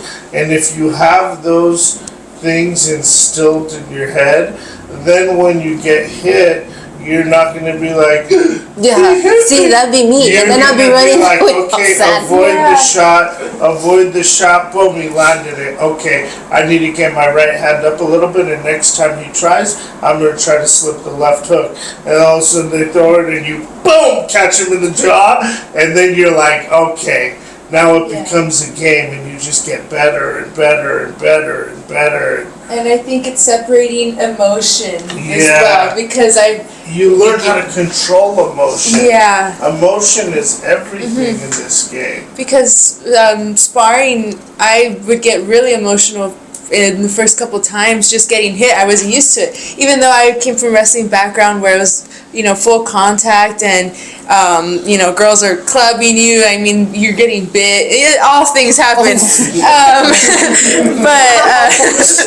But getting hit it's a lot different just because, no one wants to get hit in the face. But as you get better and you start learning more techniques, it's how do I avoid getting hit and how do I get them back? Like how Coach said, it's a game. And,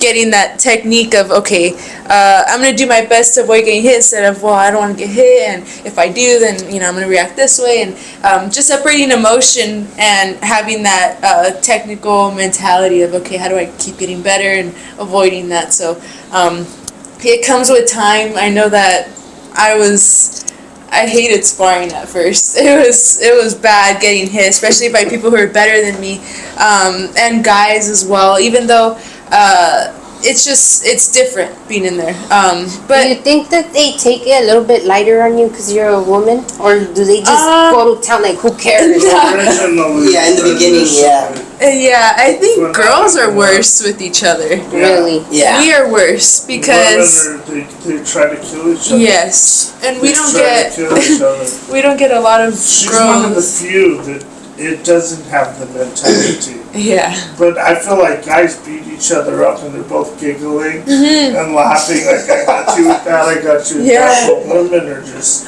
like a new woman Real that trains competitive, that's a they want to fighter, win. shows up in the room, and the other woman that's a fighter, they're just like on opposite ends of the room, and we're just like dying. It's hilarious. Yeah. The way they just like stare at each other and avoid each other, and we have to kind of push them to go, and then when they go, it's 150%. It's traumatic. Sounds like my girls at home, man. Jeez. It's traumatic. Yeah. It really is. They're like going at it. Their hair is all. it's hilarious. Yeah, I agree. Watching the guys, like when the guys get kind of serious, you'll see one guy hit another guy, and they're like, all right, and then they start banging. You watch that, and you're like, all right, cool. And then you'll watch females do it, and maybe it's the amount of effort or the intention. Yeah. So much less quit than a man does. Men will quit way before women will quit. Really? Yeah, women don't quit. Yeah, no. Yeah, even when I was a bouncer. I'm not a fighter, but Even when I was a bouncer, to get them apart, it was so bad that, like, you gotta kind of, first off, as a bouncer, we learned right away never to jump in between. Because if you jump in between, you're gonna have scratches down your face like this. So we would just wait for the point where they lock on. And when they lock on means she has her hair and she has her hair. And they would be locked onto each other like that. And they're just like, they'd have each other's hair and we would go behind them, right? I'd lock the waist and the other bouncer would lock the waist and we'd like 1, 2, 3. If we would pull them apart, they would have handfuls of hair in their hands, and it was just savage. It was so savage, and we'd be behind, and we'd just be avoiding their claws. Watch out for the claws! Watch out for the claws! Grab her hand! Grab her hand!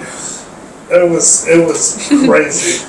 It sounds like it. It was Jeez. savage, yeah. That's, you'd probably, honestly, you would think like, oh, I'm afraid to get beat up by the men in the gym. It's it's like if there's another woman in class, and maybe like you That's guys the one you need to watch out for. If a man cracks you, the rest of the guys are like, what the fuck? Yeah, what's wrong with Yeah. Are you an idiot? He'll get beat up the rest of the Good. And that's the environment, like when my dad said that they will have your back Yeah, before you even need to do anything. But women against women, And then everybody just watches because they're like, Yeah, they take the round off so you can see that. It's like the main one that goes on. With you, during this whole time, what has been your funnest like match or points? What have you learned from the most? So it's kind of crazy. I feel like I've gained the most experience through my losses.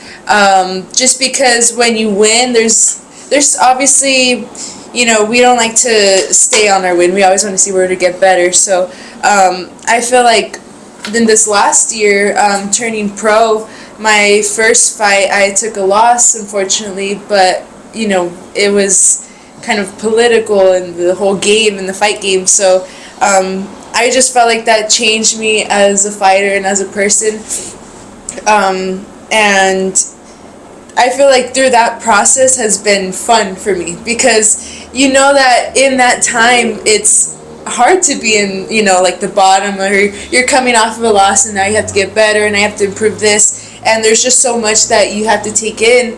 And for me, coming out of that, being able to come out of the bottom and my recent fight I won, and it was just going through the depth and then coming out on top. That's what's fun for me, and it's just being around the sport, being experienced, going through that's what makes the sport great for me. But before, like when I first started out, I think the whole fun for me was learning to move and getting it right away, because I'm a competitive person. I like getting everything good, and people saying, oh, that looked good, like I'm still like that. But being able to get the move and perfecting it, that's what's fun for me as well. So yeah. fighting makes you famous. Everybody starts to know who you are. It starts with like a circle of all the people that train with you, and they start telling everybody around them about you, and then you start to compete, and those people start to talk. So within the sport, you start to become really famous and a big name. And then as you grow, everywhere you go, people are recognizing you. It becomes your identity. It becomes your entire identity. Yeah. Yep. Your name, huh? That's it. They know you. Let's ask Dad. Do you personally train like women too? I don't. I just stick with her because just with her, it takes up all of my time. Because I have a full-time job, family. Her career takes up the rest of my time. So luckily, like I tell her, luckily we have probably one of the best coach that you could possibly have in MMA and everything. I go, it doesn't get any better. I go, we got great assistant coach like Mario, and the group that's around us that we just, and I'm kind of blessed because we focus a lot on her. Where you go to another team or stuff like that, it's focused a lot around a lot of people. So like I tell her, we're so blessed that we literally, I literally take a lot of my time, focus on future opponents. We watch a lot of video. We break down what we work on with coach, stuff like that. So for him, like somebody to oversee other people, it's so hard. So for me, it's like I just want to dedicate my time to her and make sure that we reach our goals that we're hopefully going to reach very soon. You know. And it works well. Yeah. It works well. Yes. Yes. What have you like noticed? Your personal point of view while you've been doing the sports and stuff. What have you noticed has changed throughout the time? From the sport itself? Yeah, like what have you noticed? He said more women. It's Yes. grown up. Yeah. So I feel that the major key that changed the sport itself was Ronda Rousey. Obviously, Ronda Rousey was, even I saw it, being part of the male side. She's the one that changed the sport. Even in wrestling, when we're in high school, a lot of girls were asking, like, who the hell is this girl that's huge in the UFC? And that's what created the little buzz in our side in the wrestling world in high school.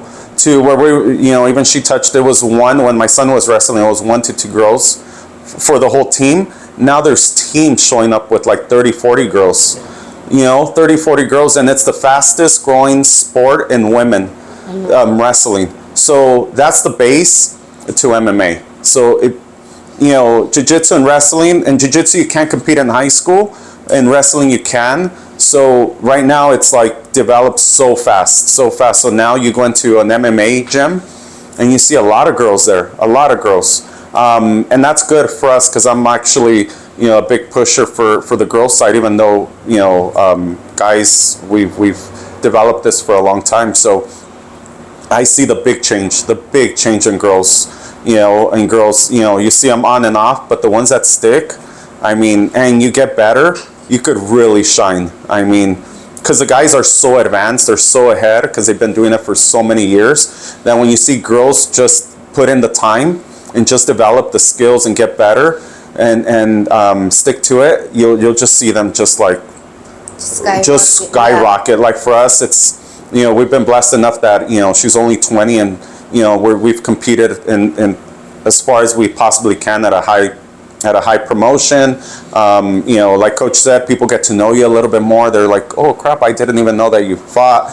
Now they know who you are and stuff like that. So, but yeah, it's changed a lot. And putting in some work, because we train a lot, 2 to 3 times a day, 7 days a week. For us, it's like we gotta put in so many hours because the girls that we're fighting are 30, 32, 34 years old. They've been training for so long. So we got to make sure that we stick to what we're good at until we develop the other skills. But now we're to the point that we feel that we could go everywhere. We've developed our skills to be good enough to go anywhere, that we could compete in any position in the MMA world, So, but yeah, we have a great, like I said, when you have people that could put in so much time into you, like we have, and it all starts with her too. Like I can't want it more than you want it. Yeah. It doesn't work that way. When that day comes, then we stop, because I can't want it more than you can. You gotta want it more. I'm there to just you do what you do and let me worry what I do. So yeah, it's changed a lot. It's changed a lot, as you could see from young now that you never saw it before. Never. Now you see them at 6, 7, 8 years old, just at a high level competing. I'm like, holy crap, man. Yeah. And then from the sounds of it, they're mean, huh? Yeah. A little bit. As bit. a dad, when you're watching your daughter up there and she's getting like beat up, what do you feel? What do you like? What are your thoughts? As a dad, not a coach. Yeah, as a dad. I feel that when we're in fights, even now, I still get it's light nervousness, really. We just want to get it on. Where other fighters feel like they want to wait. Yeah. We just want to get in there and Do it. we just do what we do best. We want to go in there and compete.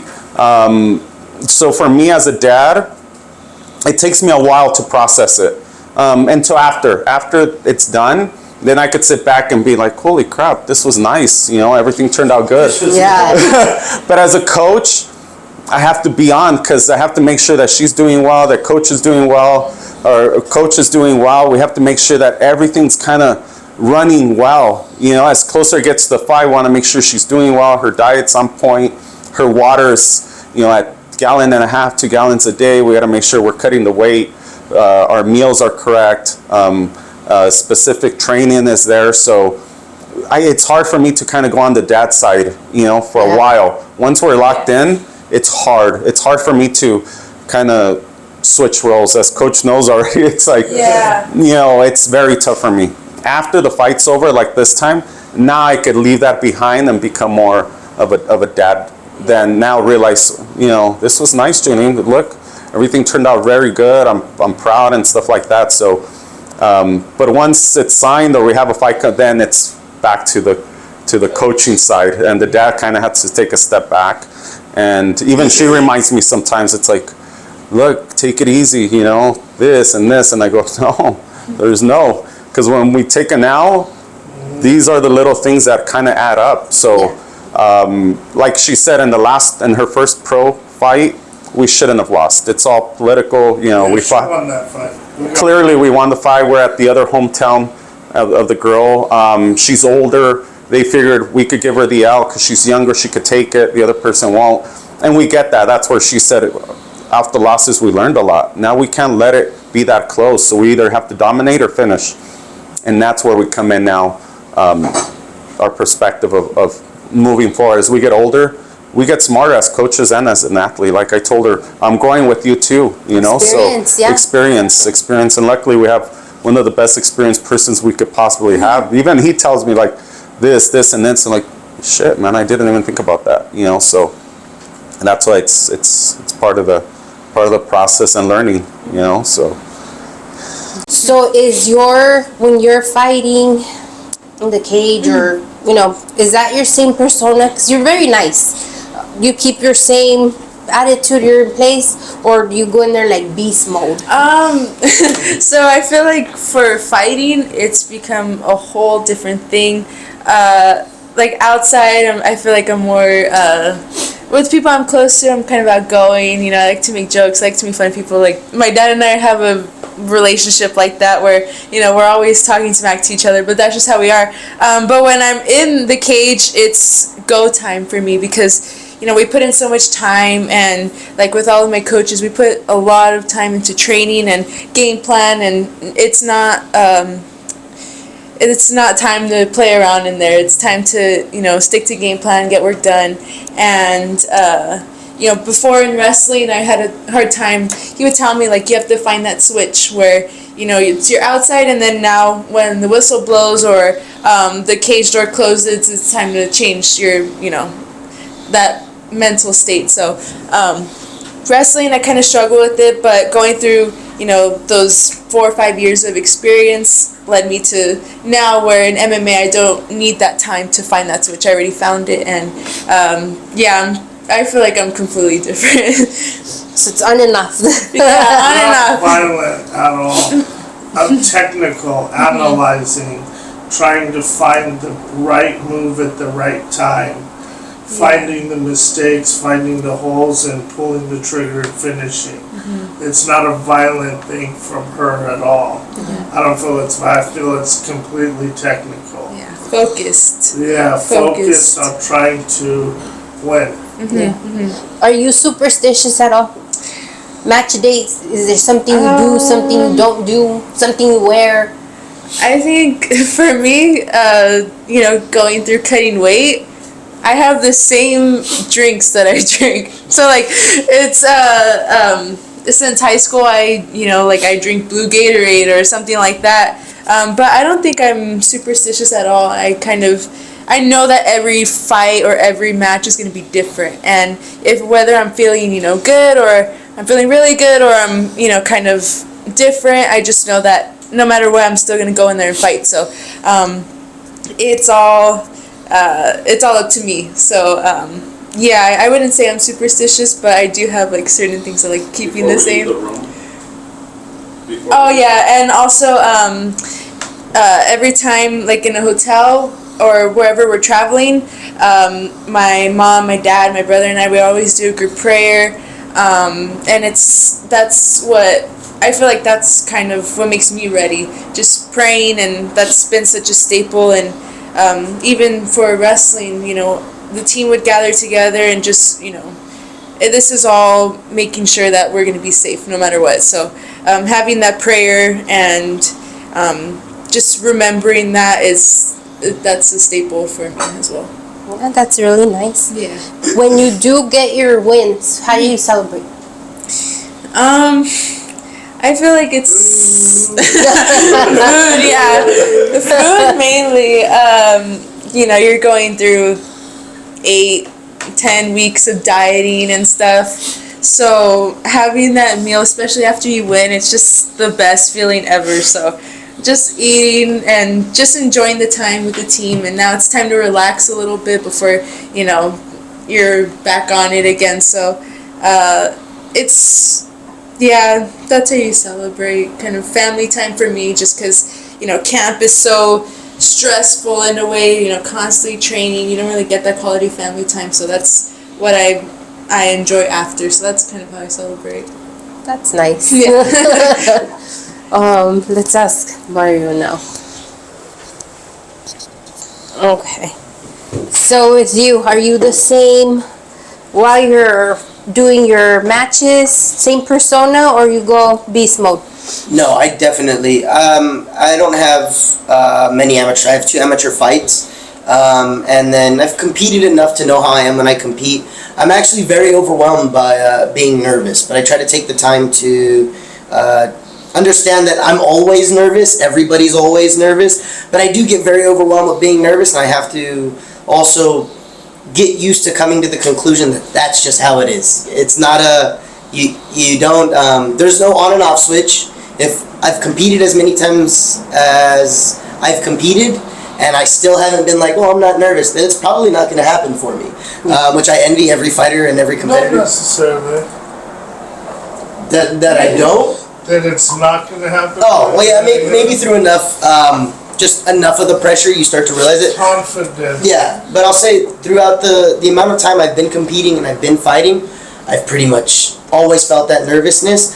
I become probably more shut off because I'm in my head thinking, what do I need to do? What do I need to remember? What are my steps? So I probably become less of a personality. I probably start to become way more quiet. I'll shut off all the sensory to everything. I know if I'm going to compete, I hate having music in. It bugs me. I want to hear everything that's going on around me, and I need to just be, I guess, more in the moment. What's about to happen, what I'm going to do, I don't find myself being like a different person. I can't. I think I get too overwhelmed with whatever I have to deal with at this moment that it's almost too hard for me to be like, okay, I'm going to pretend to be confident. I can't even pretend to be confident. I get really stuck in being nervous for what's about to happen. So my experience is probably much like where a lot of people will be like, I gotta act like I'm not nervous. I'll just really be nervous. If you ask my dad, you ask Coach. That's him. My husband's always nervous. I'm doing stuff and he's like nervous. It's like, it's me, relax. So yeah, he wouldn't be a good component or opponent for you guys. He'd be all nervous already. Yeah. Watching other fighters, easy. It's super, because you're like, oh, they gotta go do the work. I just gotta show up and make sure they're good. But for me, it's that's one thing that doesn't change, and I think that's where it does change. I don't become a different personality like a clown, or I definitely you'll see my mood switch. I'll turn off, everything gets dulled, and I become very kind of just. I wouldn't even say chill. It's really maybe too inside myself. I'm too in my head about everything. So yeah, I don't create a persona. I just try to deal with whatever I'm dealing with at the moment and continue to move forward. So are you superstitious? No. No? No, because something I've been fortunate to see, right? I think, for me, what I think being superstitious is creating enough pattern that through your pattern, whatever patterns you've created, you'll be able to create a similar outcome through the patterns you've created, right? So only doing things on this day, only saying this on, or whatever. And I've been fortunate to realize, like, when I've gone to fights, I've watched people train incredibly hard, super duper hard, do everything right, and still not come out with the win. And I try to pay attention to those little things to remind myself when I have to fight. Just because everything's perfect on the lead up.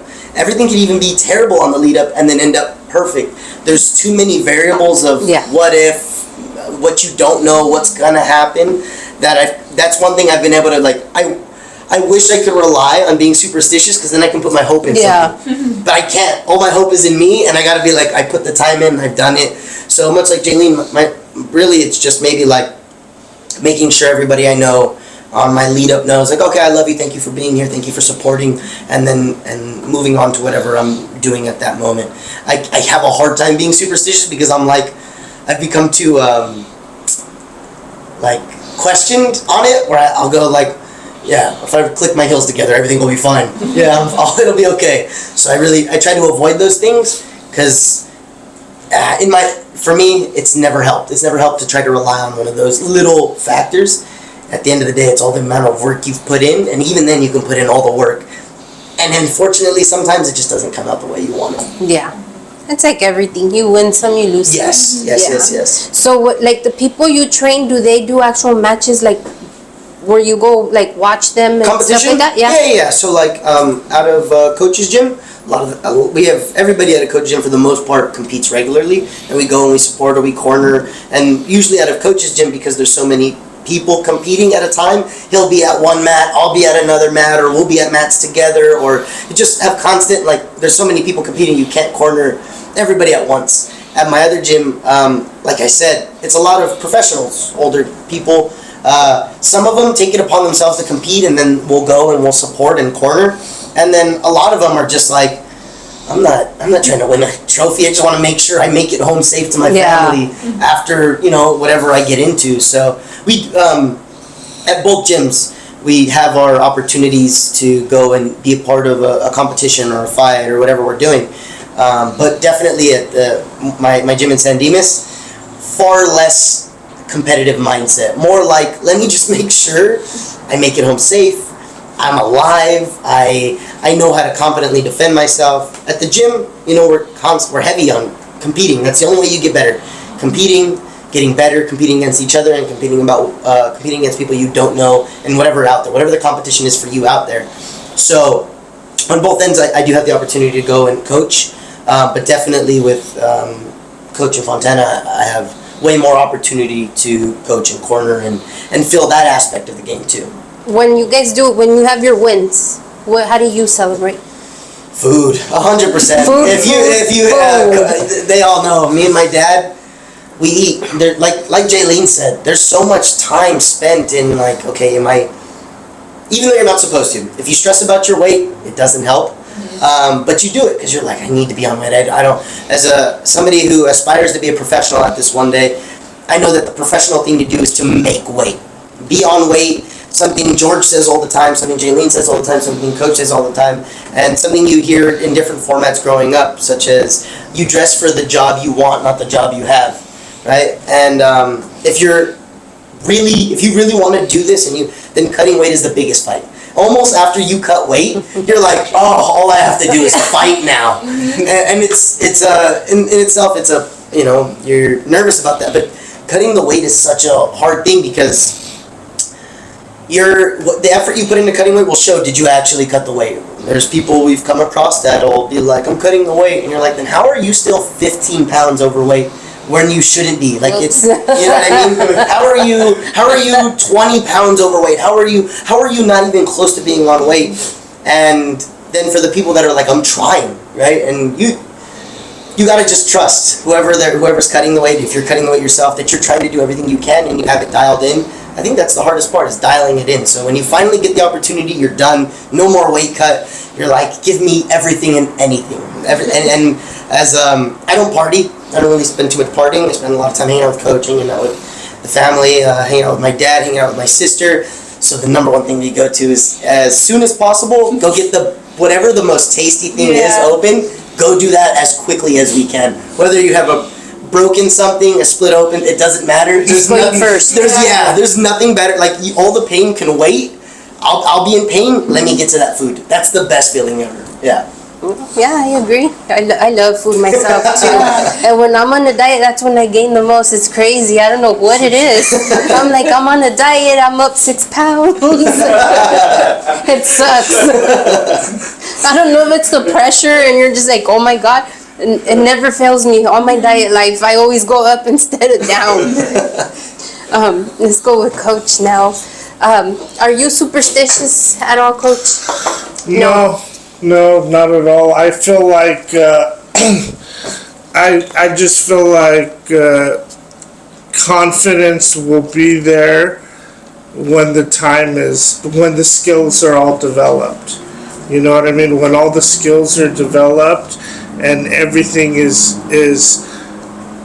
mentally right for you, you'll be ready to go.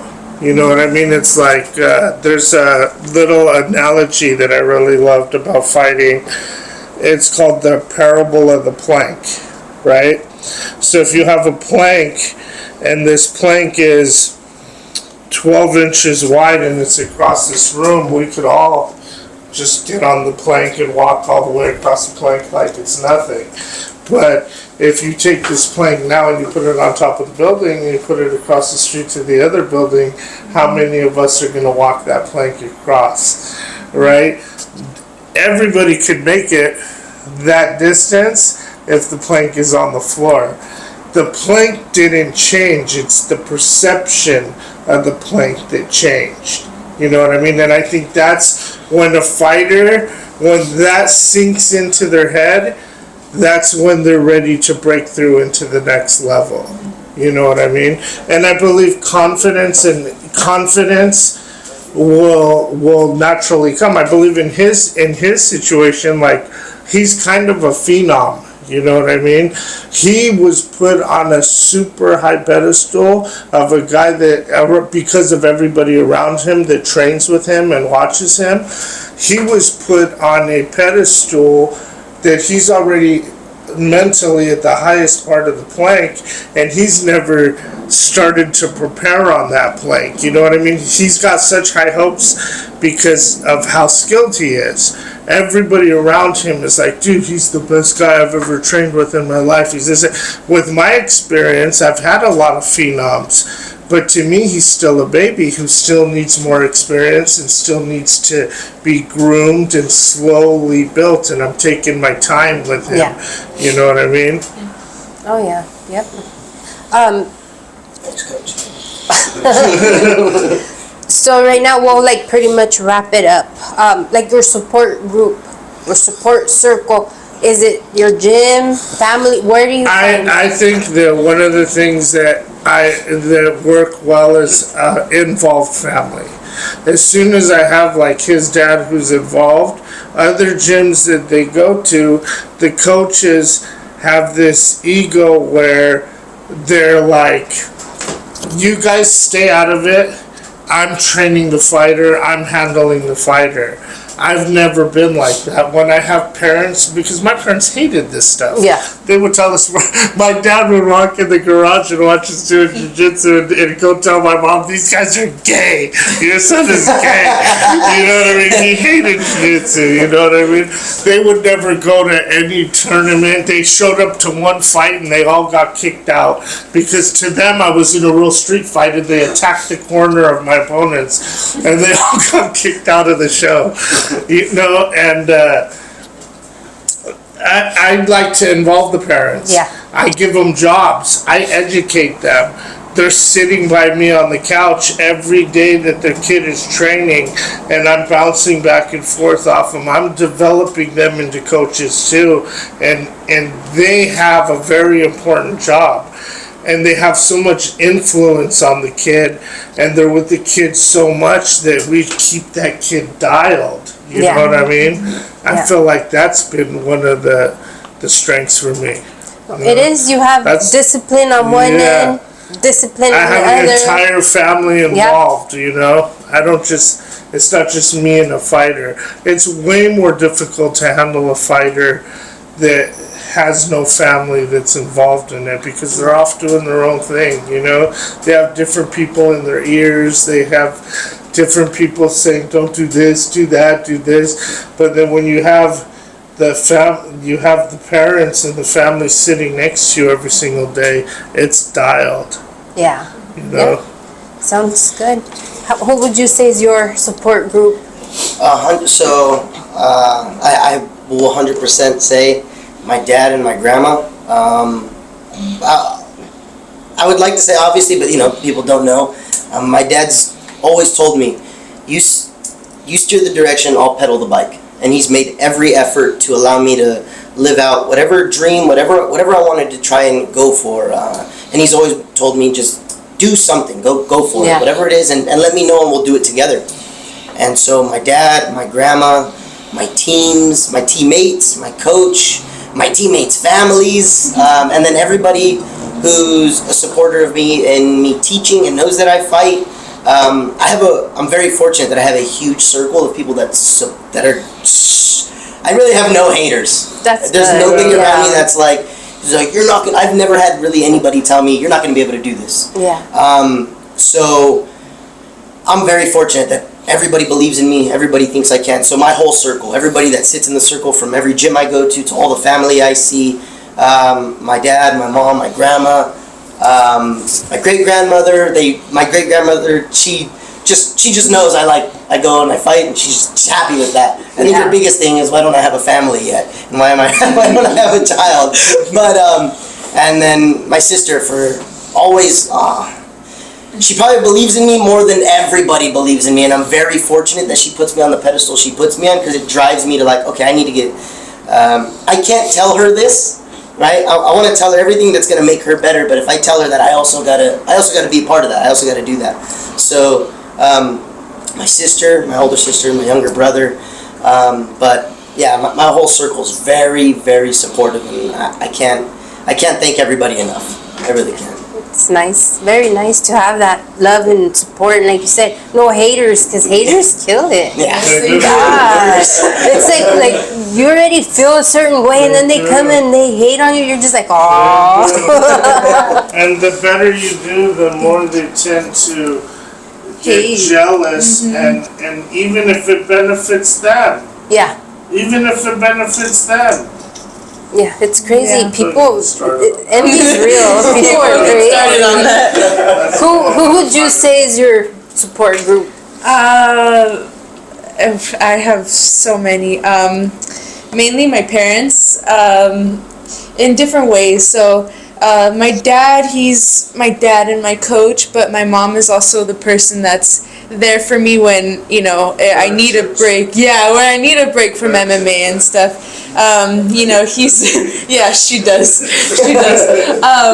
But with him, we're waking up early, going to the gym we're waking up at 4 a.m., going at 5, and then he believes in me and he supports me. So, he doesn't have to do what he does, and we go to the gym in the morning, he goes to work, I train in the afternoon. My mom is there, cooking if I need it. When I'm cutting weight, she has my meals there, and even in the last weight cut, she was there while I'm sitting, sweating in the sauna. She's just sitting there, staying with me, just so that way I'm not by myself.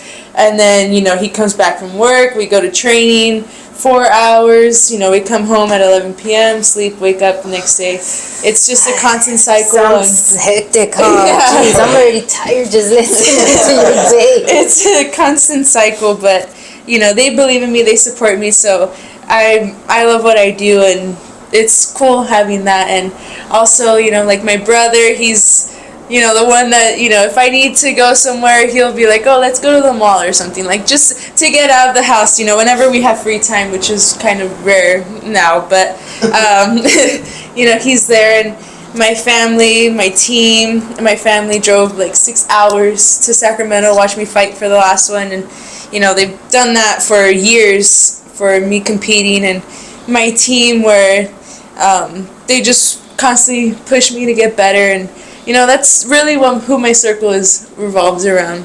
My family, my team, my coaches.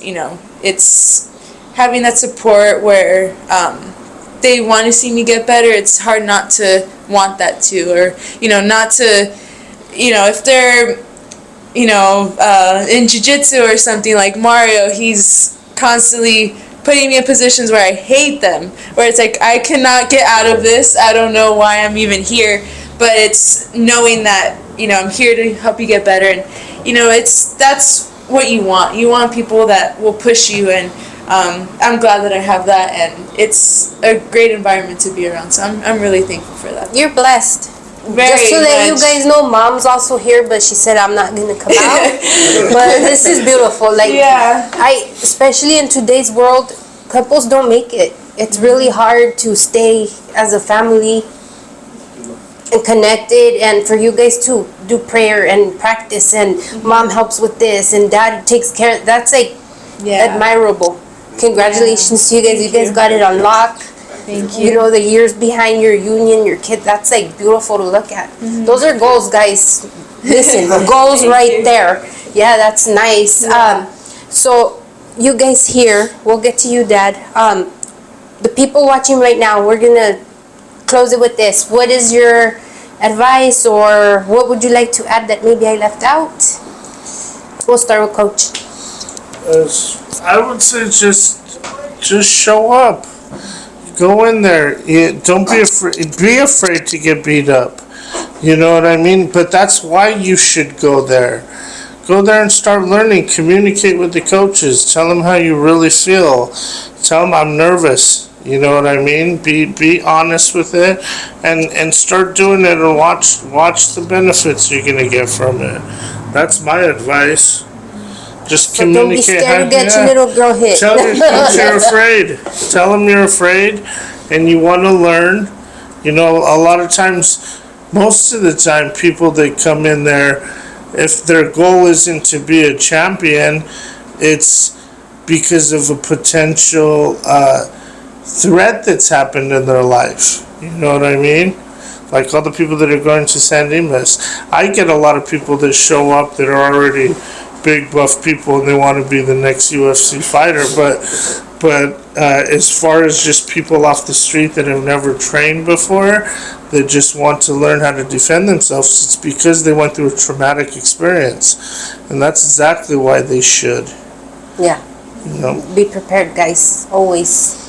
My last saying to try to get people to just train, it's that if you have nothing to do, show up to a gym and just watch for a little bit. You don't ever have to train. It's enough to show up, and eventually they'll hop on the mat. And this world isn't easy. It's never been easy. There's nothing. I can tell you, I've never been good at anything. I only got decent at jiu-jitsu because I just kept showing up. And doing so gave me confidence. It gave me the ability to defend myself. It gave me friends, family, amazing people in my life. And nothing's easy. Nothing worth getting good at, nothing worth taking your time to do and go out of your way for is easy to get good at. But just do it, right? If you don't feel like you get out of work and you're like, I don't have anything to do, I'd like to challenge my brain, go watch. Go find a room anywhere. Just go watch or go do something. But I mean, for martial arts specifically, nothing on this planet is easy. Martial arts especially. Either whether it's because you don't know how to follow directions, you don't want to get hit in the face, you don't want to get choked, you don't like being that close to people. When has anything ever been easy for you to get over and then you were like, I got over it, So just go out, give it a shot, do your best, and expect for things to get better. And as long as you keep showing up, they only get better. So my advice would be, like how everyone's saying, just keep showing up. I know that for me, I'd rather, get challenged in training than anywhere else. If we're talking about like women who want to learn how to defend themselves, you would rather that be harder to train with someone instead of being in a real life situation where you don't know what to do, and now it's, well, what now? You know, it's how do I say it? It's better to be prepared. And for younger kids, girls and boys, I would encourage them to start training, start wrestling.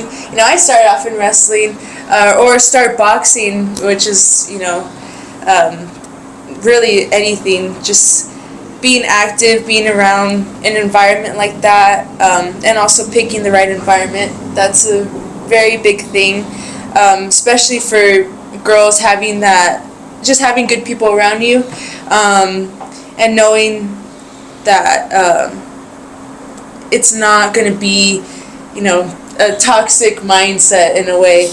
So yeah, I would say be around a good environment and just, I mean, Brooklyn said it, just try.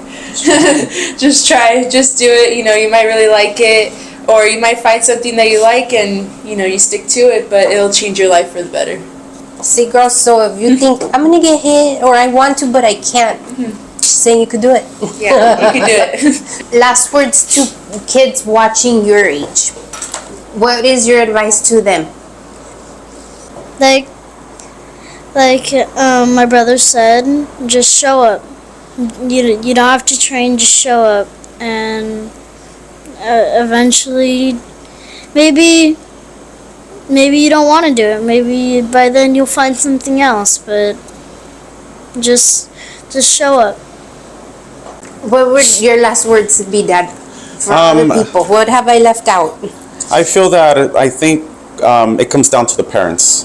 You know, we could tell the kids to do all they want, but if the parents aren't on board, then nothing of this will happen unless, you know, they start doing it behind their back. So I feel a lot of parents have to be more educated on this field. And even just because they didn't do it doesn't mean it won't bring a better environment, a better outcome of their kids. So I feel that the parents have to start educating themselves a little bit more on the protective side to start off. And who knows, you know, down the line they might even, you know, love the sport, and next thing you know, they're on and off and competing. And also another blessing thing that we were put on was, even though we're putting all this amount of work into our own kids, they also take us on the ride. Yeah. You know, so when they're out competing, we're also on the ride. We've traveled a lot of the country because of her, and if it wasn't for her, we wouldn't have enjoyed all those times. So parents do have to actually start, you know, getting more involved, and understanding, you know what, especially it goes for both girls and boys, but with girls, I just have a little bit of a more protective just because I have a daughter and a son. But with them, it's, you know, we got to make sure that they're better off in life when we're not here. Yeah. So when we're not here, we want to make sure that we leave this world and not leave worried. So we have to make sure that we develop them to walk this earth without needing us. So Prepare them ready. getting them ready, both son and daughter. Yeah. But yeah, we have to do a better job, because I've seen it where parents just don't have the knowledge. They're caught up into the world that we all do. You know, we all have bills, we have families, we got jobs, health issues, so we forget sometimes. So we gotta, you know, take a step back and Make that bond. And Yeah. see, okay, where can my son and my daughter be? You know, where do they need the help at? And you don't have to know anything, just take them and then educate yourself as they're educating themselves. So I feel that it goes down to the parents. Parents have to educate themselves a little bit more on this field, you know, And next thing you know, you might have a future champion somewhere, you know, and even if they're not, it's a great experience. The journey of, next thing you know, it's 10 years. 10 years have gone by and you're like, holy crap, I can't believe that we're here already, you know? So it's just a journey, a great journey. Like Coach said, losses, wins, whatever the outcome is, it's great at the end of the day, you know? Yeah. It's great. That's perfect. That's a good wide set of advice for parents, because Yes. a lot of times, especially now with social media, nobody cares no more. They're about themselves and on their phone. On their phones. And we forget about the kids because they're also on their phone. But we got to also think about, when they grow up. When they grow up, it's a huge key because we're not going to be here forever. So we got to make sure that we leave them with enough knowledge and be able to walk this earth without us. So, and I feel plays a big part of it. Yeah. Big part of it. So that's my advice to them. Yeah. You could follow me on Instagram at super_Batiste. Batiste is spelled BETISS. And my gym's in Fontana, California. I don't have anything coming up. No fights planned yet. But I'm always at the gyms. My Jiu-Jitsu Academy in San Dimas, California. It's called Jiu-Jitsu Global. And then I'm always at Super Fontana Gym in Fontana with Coach and Jaylene and George and my dad and sometimes Brooklyn. My Instagram is Mario A. Flores. No space. I think you can capitalize the M and I'll still come up. Just Mario A. Flores. But With an everything S. together. With an S. Yes, with an S, not a Z. Okay. For me, I'm hoping to be fighting around August, September. That's something that is being planned out. So nothing official yet, but you can follow me on Instagram at Jaylene Robledo. It's spelled JAELEEN. ROBLEDO, no space in between, and hopefully I'll have a pro wrestling matches in soon. That'll hopefully be throughout the year, kind of spacing everything out, but either one we're shooting for the rest of the year. Yeah, that sounds good. When you're ready to go, let us know. We'll show up. Yes. All right, guys. So we're wrapping that up now. You heard all the points of views from all ages, left and right. And that's it, guys. Give them a follow. If you have questions, you can obviously find them on Instagram. Message them directly. They know you got it from me, La Comadre B. You're welcome to go to his gym. You'll walk into family, as you can see. You guys are welcome. And that's it, guys. Con eso los dejo. Have a very, very safe and blessed weekend. Please remember, do not drink and drive. It is not worth it. Call your mother, call your father, call your nephew, call somebody. But please do not drink and drive. Los adoro. Bye.